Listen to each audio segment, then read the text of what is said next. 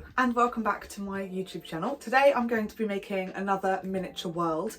It's going to be in this glass cloche, I think that's how you say it, that I got from Hobbycraft, and it's got, it's really bright in here so you can't really see, but it's got a little light in the bottom. So I've decided that I'm going to make a little miner's diorama because I have some of these rocks. Now you might be thinking, Caitlin, these are just rocks. Wrong. They are not just rocks.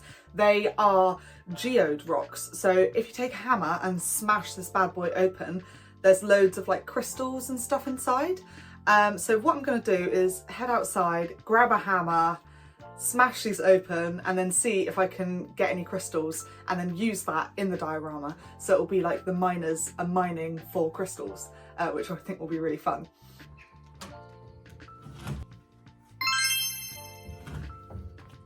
Hammer acquired. That hasn't done shit.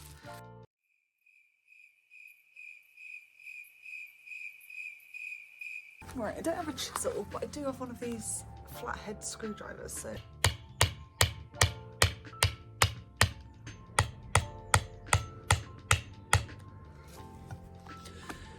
Right, I think what I'm gonna have to do is I have a friend, Hannah, who is a geologist. So I think I'm going to have to ask her. Right, I will update you once Hannah has updated me. Okay, so whilst we wait for Hannah to get back to me so I can actually crack open the geodes, I thought I would start on building up the bulk of this project. So what I want to do is basically on this base, I want to build up around with rocks and those geodes mixed in. And then when you turn on this light, it looks like they've uncovered some sparkly gold or something from within the rocks. So to start doing that, I'm going to use foam to make the kind of base so we don't have to work directly on this so it doesn't get all scuffed and mucky.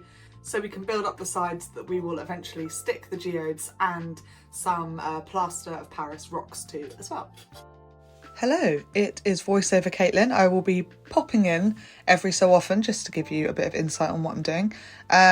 This foam that I've got here, the reason it's kind of covered in muck is because it was an offcut from a previous project. And that is one of my favourite things about scratch building. You can basically just use all of the bits that you couldn't use before.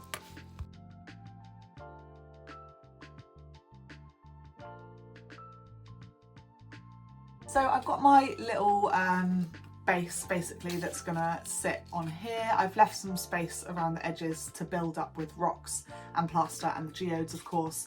So now I'm going to make my plaster of Paris rocks. So I've shown how to do this on the channel before, but I'll run through it again. To make plaster of Paris rocks, you need tin foil and plaster of Paris, obviously. I just scrunched the tin foil into a ball and then make it into this little bowl shape. After I've pulled it, you need to be quite careful when you're pulling it apart because it does rip really easily. And then mix your plaster of Paris with some water. I also added some paint so that when I paint it later on, if anything shows through, it won't be like stark white, it will be a bit brown. However, I didn't put enough in for it to actually make a difference, so I will try again next time. So while we wait for the plaster of Paris rocks to dry, I have just got a reply from my friend Hannah. So let's see what she has to say. Hey babe, how are you? Right, that really cracks me up. So as your fellow geologist friend, I can't say I've ever actually cracked a geode open, maybe like tap round the whole circumference, like a little tap tap tap so you kind of get a circumference going. And then I reckon wrap it in like a little thin towel so it doesn't like shatter if you do break it, and then go in a bit harder with a hammer and hopefully it would crack along the circumference. Bless her, that was very informative even though she's never actually opened a geode herself. How is she a geologist and never opened a geode herself? Maybe I'll have to text Sean. With our newfound knowledge, let's go and give it one more crack. Right, so Hannah's saying go round the circumference first and then give it a smack and see what happens. So let's do that. A little tap tap on the circumference.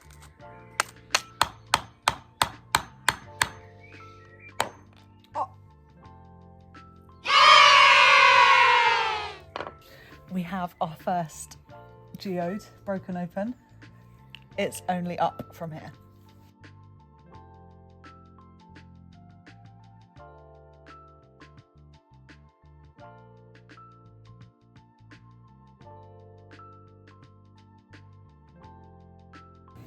Wow, that's a cool one. Right, well, thanks to Hannah, the geologist, we have a bag of crystals ready to go. I have completely obliterated one of our tea towels though.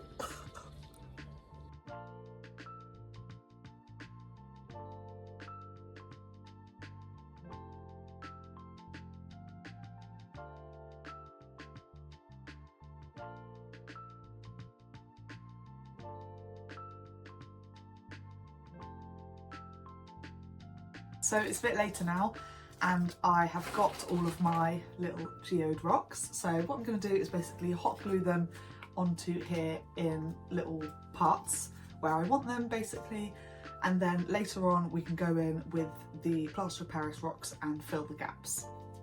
So here comes the monotonous process of gluing all of those tiny little geodes in place.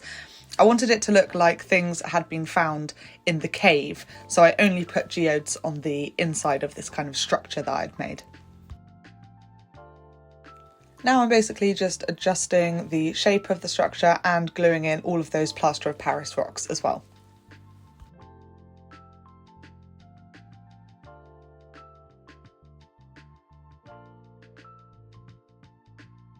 Okay, so this has had a couple of days to dry and this is basically what it looks like at the moment. So as you can see, we've got the crystals there, but there's still a lot of blue. So what I'm going to do is make up a load more plaster of Paris and basically fill in the gaps and make that rock texture myself with some tools. I did actually not use foam safe super glue, so there's a lot of holes and this can create really bad fumes. So if you're trying to do this yourself, don't do what I did, basically. So this bit was really finicky. You've really got to get in there with all the nooks and crannies, but I found it so satisfying when I looked at the end result because I think it just looks really good. That clip that you saw that was sped up by like 50 times. This definitely was a tedious part of the project, but still one that I really loved. As you can see, I'm kind of popping the plaster of Paris in there, and then as it's drying, I'm moving it around to give it that rock-like texture.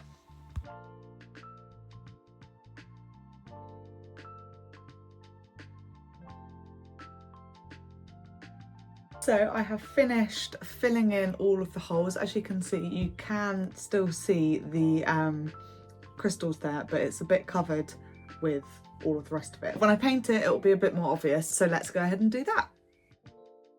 So now it's painting time. This project has a lot of nooks and crannies in. I think I should have really made more of an effort to put that paint in the plaster of Paris so that I didn't have to worry about this too much. But that was my first time trying that trick, so I'll definitely try it again next.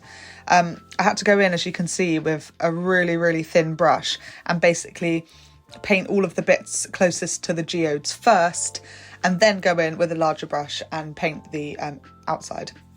I then went in with a dark wash and a bit of dry brushing as well, just to give a bit of depth and a bit more texture than it just being all one colour.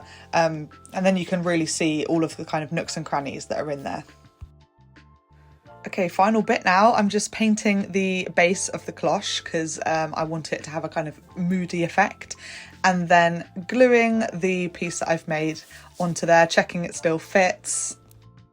It was at this point that I realised I had too much of like a stark contrast between what I'd made and the base of the cloche. So I basically went back in, added some more geodes and added some more plaster of Paris to make some more rocks, and then essentially blended it all together, painted it again, and I think the end result looks a lot more seamless with the base. It doesn't look like I've just glued my diorama on there and called it a day. I think this really makes it look like it's all one piece, which I love.